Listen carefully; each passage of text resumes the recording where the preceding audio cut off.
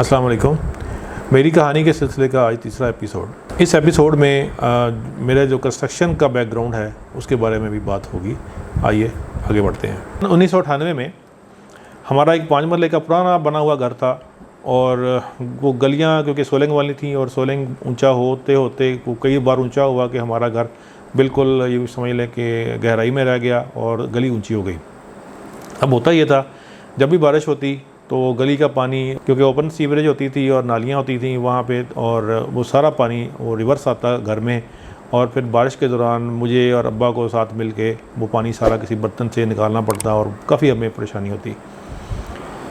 तो हमने फिर ये डिसाइड किया इस घर को गिरा के हम थोड़ा सा बड़ा भी बनाएं, क्योंकि हमारा साथ वाला प्लाट भी खाली था जो हमारे पास ही था।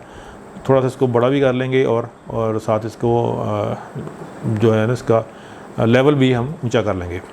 और वक्त की ज़रूरत के तहत घर के जो कमरे थे वो भी हमें कम पड़ रहे थे, तो हमने ये सोचा कि इसको दोबारा से तमीर किया जाए।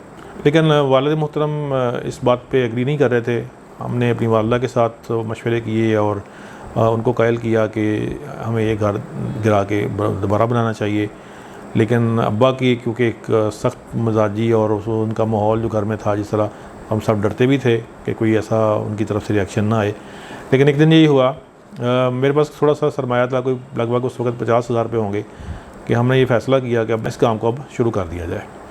बाकी का सरमाया कहाँ से आएगा, किस तरह होगा और किस किस तरीके से चीज़ें मैनेज होंगी, उसके बारे में कोई बहुत लंबी चौड़ी प्लानिंग नहीं थी हमारी, क्योंकि आरा मशीन का जो बुरादा होता था वो बट्टे वालों को सप्लाई होता था, तो हमारी काफ़ी पेमेंट उनकी तरफ ड्यू थी। हमने ये सोचा कि हम ईंटें उनसे उठवा लेंगे, और हमारा बुरादा उठाने वाले हमारे एक तलक वाले ट्रक वाले थे, तो हमने उनसे बात की और उनको ये कहा कि रेत बजरी और जो पत्थर वगैरह वो आप हमें प्रोवाइड करेंगे इसी बुरादे की पेमेंट के अगेंस्ट। और फिर जो हमारा पुराना घर था उसकी छतें लकड़ी के शतीर और बाले वगैरह थे, और लकड़ी भी वो कच्ची लकड़ी थी जो दरवाज़ों में इस्तेमाल हो सकती थी, तो काफ़ी हद तक दरवाज़ों की लकड़ी हमें वहीं से मिल गई। और पुराने जो घर की ईंटें थीं वो भी पुरानी थीं, और 13-13 इंच की दीवारें थीं गारे की चुनाई वाली, वो ईंटें भी इसी नए घर की बुनियादों में कंज्यूम हो गई। और बाकी फिर कुछ कारोबार से पैसे निकालने पड़े।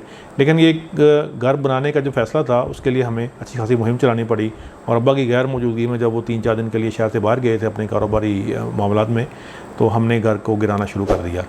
लेकिन डरते डरते किया, और जब अब्बा वापस आए तो उन्होंने देखा कि ये काम शुरू कर चुके हैं, तो वो फिर खामोशी रहे, और जिस रद्द-ए-अमल की हमें तवक्को थी उससे हमारी बचत ही रही।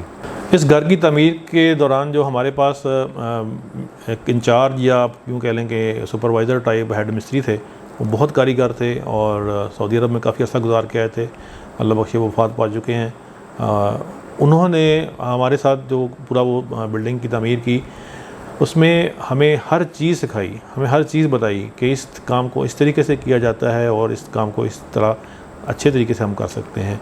उनकी सिखाई गई बातें आज भी मेरे काम आती हैं, और मैं समझता हूँ कि मुझे कंस्ट्रक्शन का जो शौक़ पैदा हुआ वो उस बंदे की वजह से पैदा हुआ।